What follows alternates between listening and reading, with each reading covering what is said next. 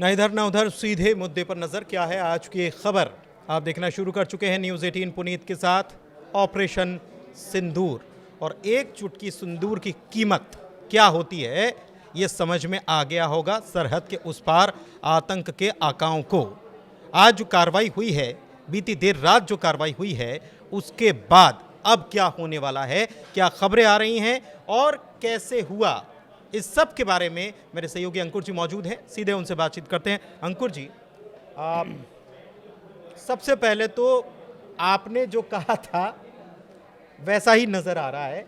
हमने डिस्कस किया था, मैंने पूछा था आपसे कि क्या हो सकता है, कैसे हो सकता है, या क्या गुंजाइश और कहाँ पर हो सकता है, तो आपने बताया था कि ऐसी स्थितियाँ बन सकती हैं। बिल्कुल, ये 27 अप्रैल का हमारा एक वीडियो था जिसमें मैंने और आपने डिस्कशन किया था। तो उसमें हमने ये बात की थी कि संभावित टारगेट्स क्या हैं, कहाँ कहाँ अटैक हो सकता है। तो उसमें जो डिस्कशन में बात हमने जो डिस्कस की थी उसमें ये था कि ये पीओके तो हमेशा रहेगा, पीओके में तो ऑलरेडी होना ही होना है, लेकिन बहावलपुर जो बेसिकली लश्कर का हेड क्वार्टर है वहाँ इस बार स्ट्राइक हो सकती है। क्योंकि पिछली बार भी जब इंडिया ने स्ट्राइक की थी, बालाकोट किया था, तो तब ये बातें उठी थी, ये सवाल उठे थे कि वाई नॉट बहावलपुर। तो इस बार जो बहावलपुर में अटैक हुआ है वो सबसे बड़ा है, सिग्निफिकेंट है, उसके अपने एक मायने हैं। उसका मायना ये है कि इंडिया ने पहली बार पाकिस्तान के मेन लैंड में अटैक किया है। यानी कि अभी तक तो हम पीओके में कोई भी कार्रवाई करते थे, but now we also targeted the mainland of Pakistan. तो इसका एक बड़ा मतलब है, बड़ा मायने है, और पाकिस्तान की जो फ़ौज है उसको भी एक बड़ा मायने मतलब दिया गया है। एक मैसेजिंग भी दी गई है कि जो आप इतने 15-20 सालों से जो नासूर पैदा कर रहे थे अपने घर के अंदर, उसका इलाज भारत करना जानता है। देर से सही, बट इंडिया ने स्ट्राइक किया। देखिए, जिस वीडियो का हम जिक्र कर रहे हैं उस वीडियो का लिंक भी आपको मिल जाएगा और उसको हम मेंशन भी करेंगे ताकि आप देख सकें कि उस 27 तारीख को जो हमने वीडियो में चर्चा की थी उसमें क्या बात हुई थी। लेकिन फिलहाल अब जो हमने कर दिया, 70 आतंकियों के मारे जाने की खबर है, इससे ज़्यादा भी हो सकता है। लेकिन अब आगे क्या, इम्पोर्टेंट ये है कि अब आगे क्या। देखिए, ये सबसे बड़ा सवाल है, अब आगे क्या। क्योंकि अब आगे सिचुएशन डिपेंड करेगा पाकिस्तान के मूव पे। इंडिया ने जो आज अपनी प्रेस कॉन्फ्रेंस की भारत सरकार की तरफ से जो हुई, जिसमें विदेश सचिव भी थे, उन्होंने ये कहा कि हमने एक टारगेटेड, प्रिसाइज और एक कैलकुलेटेड कंट्रोल स्ट्राइक की है, और ये जो स्ट्राइक हुई है केवल टेररिस्ट के खिलाफ है। मिलिट्री इंस्टॉलेशंस को हमने टारगेट नहीं किया है, ये भारत सरकार ने कहा। तो अब पाकिस्तान में इस समय क्या है, पाकिस्तान में इस समय मीटिंग चल रही है। प्राइम मिनिस्टर शहबाज शरीफ की आसिम मुनीर के साथ है, फिर उनकी अपनी एक जो सिक्योरिटी काउंसिल की मीटिंग है वो भी है। तो अब देखना होगा कि क्या आज रात पाकिस्तान कोई एडवेंचर करता है, और अगर एडवेंचर करता है तो फिर ये एस्केलेशन की तरफ हम बढ़ेंगे।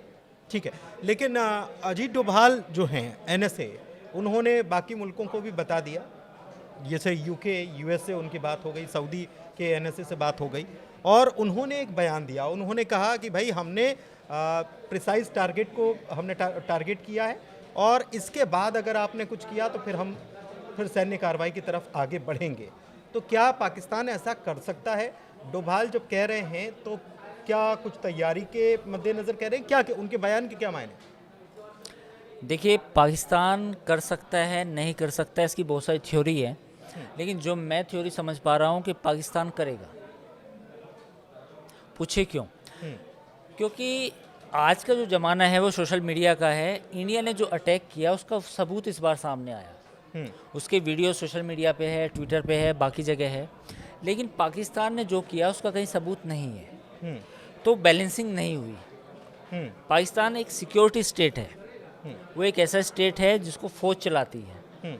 ये बात हम सबको समझनी चाहिए, बार बार समझनी चाहिए, और पूरा हिस्ट्री है इस कंट्री का कि फ़ौज ने ही हमेशा इस मुल्क को चलाया है।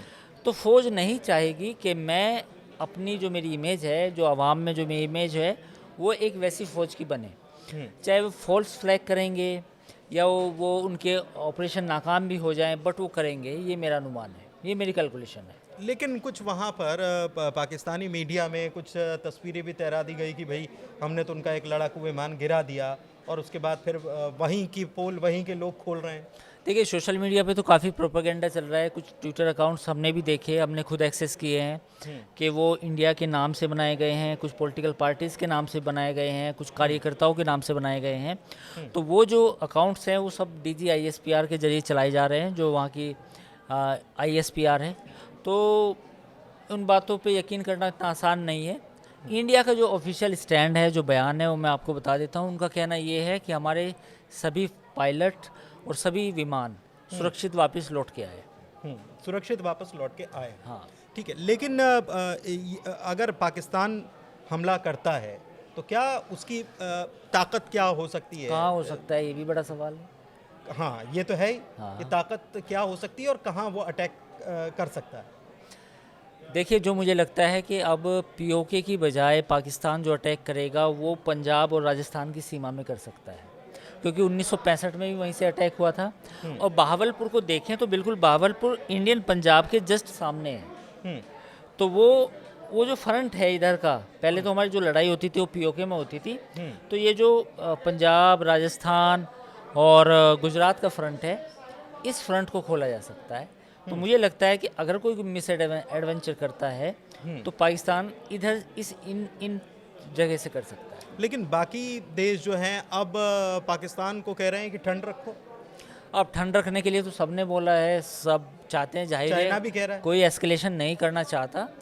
लेकिन पाकिस्तान की कहानी दूसरी है। पाकिस्तान की कहानी ये है कि कहने को हाइब्रिड निज़ाम है, कहने को वहाँ प्राइम मिनिस्टर हैं। अब देखिए ना, फेस सेविंग के लिए तो आपने शहबाज शरीफ को आगे किया ना। अभी जो बयान दिलवाया पाकिस्तान की मीडिया में, जो राष्ट्र के नाम संबोधन टाइप कराया आपने, तो उसमें तो आपने प्राइम मिनिस्टर को आगे किया। जबकि जब जो पहलगाम का अटैक आपने किया तो वो तो आपने किया, फौज ने किया। तो अच्छा तो फौज का है और बुरा सरकार का है।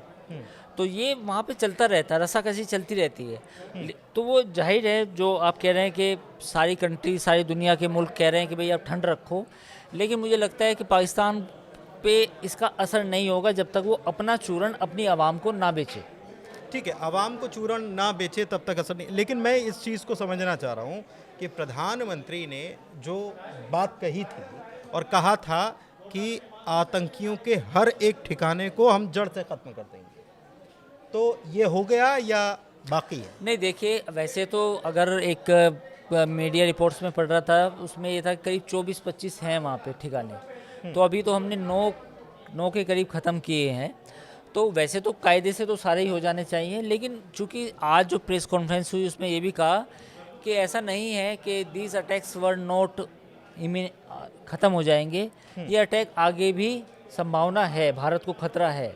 क्योंकि देखिए, पाकिस्तान का पूरा एक्सपोर्ट जो है, पूरा जो एक तरह से इकोसिस्टम है, पूरी जो फैक्ट्रियां हैं, वो जिहाद फैक्ट्री है। तो आने वाले समय में भी अटैक होगा, इस बात को कोई मना नहीं कर रहा। ये सरकार भी मानती है कि आने वाले समय में पाकिस्तान की तरफ से कुछ और अटैक्स हो सकते हैं और उसकी तैयारी भी की जाएगी, जाहिर है।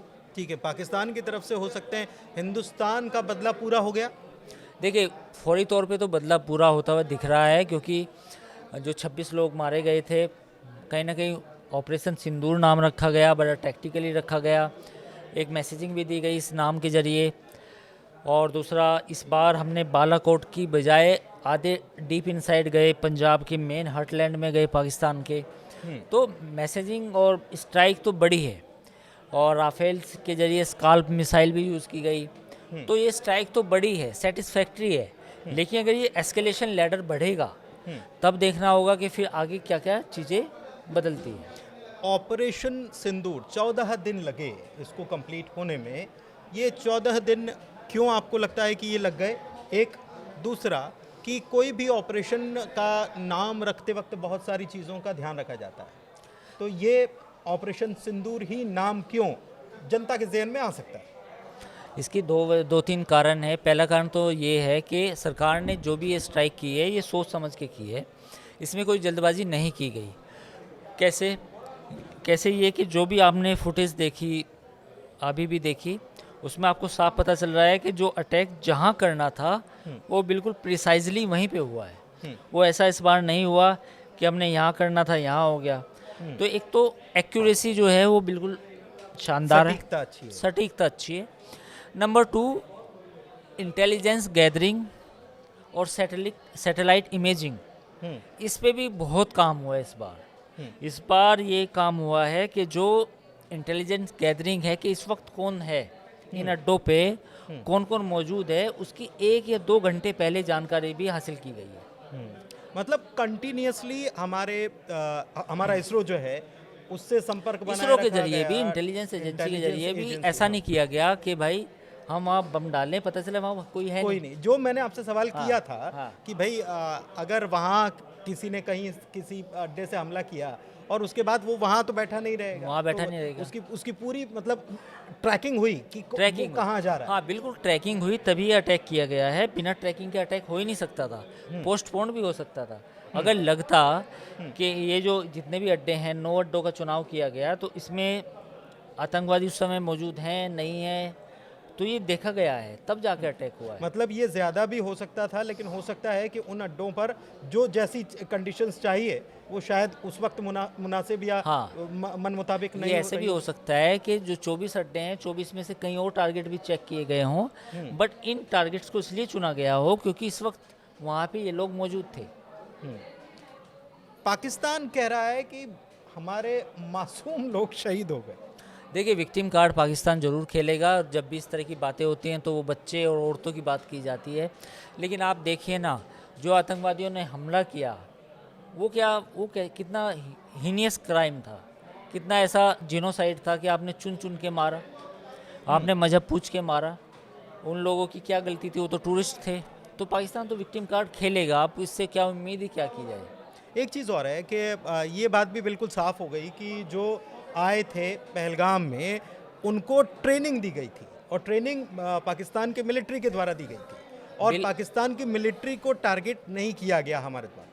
देखिए, आज जो प्रेस कॉन्फ्रेंस हुई उसमें साफ तौर पे बताया गया कि जो रेजिस्टेंस फोर्स है उस संगठन के बारे में पिछले साल सरकार ने अक्टूबर 2024 में यूएन में जानकारी दी थी कि ये जो ग्रुप है ये लश्कर तोयबा का ग्रुप है, उसका एक ऑफशूट है, उसी का निकला हुआ है, उसी के लोग हैं जो नाम बदल के यहाँ रहते हैं। ये जान के यूएन को दी गई थी। ये आज विक्रम मिस्री जो हमारे विदेश सचिव हैं उन्होंने प्रेस कॉन्फ्रेंस में दी। तो ये लश्कर का ही पार्ट है। इसका नाम चेंज किया गया ताकि लश्कर का नाम ना आए, लेकिन ये सारी चीज़ें पहले से भी ट्रैक हो रही थी और आतंकवादियों के नाम तक पता चले हैं। क्योंकि आज जो प्रेस कॉन्फ्रेंस हुई तो विक्रम मिश्री ने यही कहा कि जो आतंकवादी है उनके नाम हमें पता चले। जब जानकारी मिली तो सरकार के पास सारी जानकारी थी कि ऑर्गेनाइजेशन कौन सा है, आतंकवादी कौन है, इनके क्या नाम है, कहाँ इनको ट्रेनिंग मिली, तो ये सारी जानकारी सरकार के पास है। एक चीज़ और कि विक्टिम कार्ड की आपने बात कही, विक्टिम कार्ड तो खेल ही रहा है, यूएनएससी फिर से पहुंचा है कि बताइए ये कर दिया। तो जब ये यूएनएससी अगर पाकिस्तान पहुंचा है तो फिर आपने एक बात और कही कि पाकिस्तान इसके ऊपर कोई एडवेंचर करने की कोशिश करेगा। देखिए, यूएनएससी में जाना तो एक पोस्चरिंग है, दुनिया को एक सहानुभूति बटोरने की कोशिश है। तो पाकिस्तान पहले भी ऐसे ड्रामे करता रहा है। पहले ओआईसी जा चुका, ऑर्गेनाइजेशन ऑफ इस्लामिक कंट्री, वहाँ से एक लेटर, एक प्रेस रिलीज निकलवाई।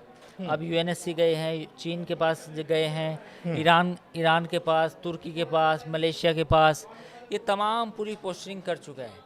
विक्टिम कार्ड खेल रहा है कि देखो मुझे कोई सबूत नहीं दिए गए, मैं तो बिल्कुल मासूम हूँ। क्योंकि अगर पाकिस्तान ऐसा नहीं करेगा तो आईएमएफ से जो पैसा आना है, मीटिंग है अभी, उसमें एक मुद्दा उठ सकता है, एफएटीएफ का मसला उठ सकता है, फाइनेंशियल एक्शन टास्क फोर्स का, फिर आगे जो वर्ल्ड बैंक से आईएमएफ से पैसा मिलना है वो भी फंस सकता है। तो पाकिस्तान इस तरह की पोस्टरिंग कर रहा है, डिप्लोमेसी है, तो इसमें कोई हैरानी की बात नहीं है। लेकिन यूएनएससी में कुछ मिलने वाला नहीं है। लेकिन मॉक ड्रिल तो आज होनी है। अब मॉक ड्रिल होनी है, देखिए, लेकिन एक बड़ी मॉक ड्रिल तो रात ही हो गई। ये तो देखते हैं कैसी होती है। मॉक ड्रिल कोई एडवेंचर उधर से हो सकता है, देखिए इस बात, हाँ बिल्कुल, ये मान के चलिए कि वो मिस एडवेंचर जरूर करेगा, क्योंकि एक सिक्योरिटी स्टेट है। पाकिस्तान की जो फौज है उसको जनता को चूरन चटाना पड़ेगा। अगर वो नहीं चटाएगी तो पाकिस्तान एज ए कंट्री, उसमें फौज का जो रोल है, किरदार है, उस पर सवाल उठेंगे। पीटीआई जो इमरान खान की पार्टी है ऑलरेडी फ़ौज की तनकीद करती है। तो अब ऐसे मौके पे जब ये वीडियो सामने आ गए सोशल मीडिया पे, तो कहीं ना कहीं कुछ पाकिस्तान की फ़ौज कुछ मैसेजिंग देने की कोशिश करेगी। हर तरफ समर्थन है, हर दल से समर्थन है हिंदुस्तान में। कल फिर भी सर्वदलीय बैठक बुलाई गई, राजनाथ सिंह अध्यक्षता करने वाले हैं, बड़ा अपडेट ये है। हाँ बिल्कुल, देखिए ये तो अच्छी बात है कि अगर हम सब ऐसे मौके पे सब एक हैं और सबने सपोर्ट भी किया है, तो ये अच्छी बात है। पाकिस्तान के हालात ये हैं कि पाकिस्तान में जो पीटीआई है इमरान खान की पार्टी, वो ऑल पार्टी मीट में नहीं गई, जो सबसे बड़ी पार्टी है और सबसे एक तरह से पॉपुलर पार्टी है। लेकिन इंडिया में ये हालात अभी नहीं है। इंडिया में जब भी ऑल पार्टी मीटिंग होती है ऐसे मौक़ों पे तो सारी पार्टियां जाती हैं, इवन छोटी छोटी पार्टियां भी जाती हैं, जिनके 1 या 2 ही सांसद हैं उनको भी, या 4 सांसद हैं उनको भी बुलाया जाता है। तो ये एक अच्छी बात है। अगर कल मीटिंग है तो ये मुझे लगता है कि सरकार को, विपक्ष को भी अपने विश्वास में लेना चाहिए। आज रात भारी हो सकती है किसके लिए? बिल्कुल बिल्कुल, भारी तो नहीं कहेंगे। पाकिस्तान अगर कोई मिस एडवेंचर करेगा तो मुझे लगता है कि इंडियन एयरफोर्स और इंडियन आर्मी मुंह तोड़ जवाब देगी, और देना भी चाहिए, क्योंकि इस बार काफ़ी अच्छी तरीके से चीज़ों को किया भी गया है। लेकिन हाँ, पाकिस्तान जैसा मुल्क है, पाकिस्तान की जैसी सोच है, पाकिस्तान की जो आर्मी है वो एक हमेशा पाकिस्तान को ऐसे वॉर में झोंक के रखना चाहती है, तो कुछ ना कुछ मिस एडवेंचर कर सकती है। पीओके को लेकर लोगों के दिलो दिमाग में ये था कि अब तो पीओके ही ले लो, देखिए गुंजाइश है? अभी तो मुझे नहीं लगता, क्योंकि देखिए डॉक्ट्रिन तो है, अभी ये सरकार की एक नीति का पार्ट, एक डॉक्ट्रिन का पार्ट बन गया है। बट इट डजंट मीन कि ये ऐसे है कोई बच्चों का खेल है, क्योंकि अगर लड़ाई लंबी चलती है तो उसमें कुछ चीज़ें हो सकती हैं कि सरकार अपनी डॉक्ट्रिन को वापस लाए। बट अगर कोई काइनेटिक एक्शन बिल्कुल शॉर्ट टर्म वाला होता है, बिल्कुल 1 या 2 दिन का, तो उसमें तो कोई पीओके वाला मसला नहीं आएगा।